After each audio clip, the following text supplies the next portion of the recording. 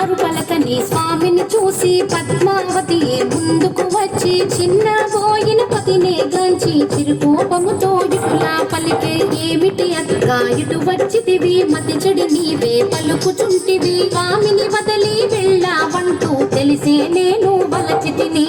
ఆడుదానవైనా నీవు సత్తు కొనగా గడపే దాటి ఇప్పుడు స్వామిని నిందించుటలో ఏమీ సబబు కలదు నీకు. త్రేతాయుగమున వింత కోర్కెలు కోరి నీవే తెచ్చుకుంటివి, బంగారు లేడి ఇలలో కలదా లక్ష్మణ గేటు దాట తగున. పాపర యుగమున తులసి దళముత స్వామి తూగెను నీ కోసం, ముల్లోకాలు మెచ్చుకొనంగా ఆనాడెంతో మురిసిపోతివి. ప్రాణనాథుని వదిలి వెళ్ళి ఇప్పుడు వచ్చుట ఏమీ ధర్మము, కొత్తగా పెళ్లి అయిన వారము ముద్దు ముచ్చటలు మాకు లేవా.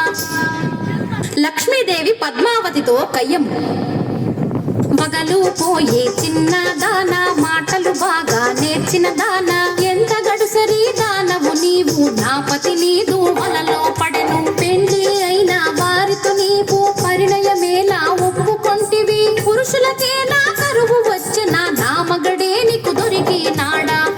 పద్మావతి లక్ష్మీదేవితో కయ్యము, స్వామి మదిలో నీవే ఉంటే మరి ఒక దానితో పని ఎలా, స్వామి ప్రేమతో నన్నే వలచను మాటలు మీరకు నెరజానా.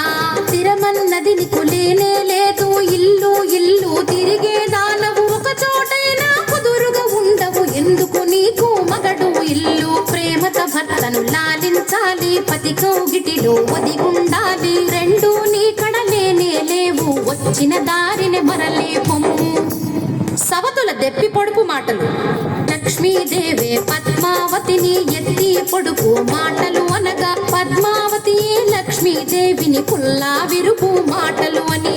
ఇద్దరు భార్యల మాటలు వింటూ శ్రీనివాసుడే సర్ది చెప్పగా, స్వామి పలుకులు ఆలకింపగా, నా వాడంటే నా వాడనియే, నా వాడంటే నా వాడనియే, నా వాడంటే నా వాడనియే, నా వాడంటే నా వాడనియే, నా వాడంటే నా వాడనియే. ఒకసారి అందరూ చప్పట్లు కొడదామండి.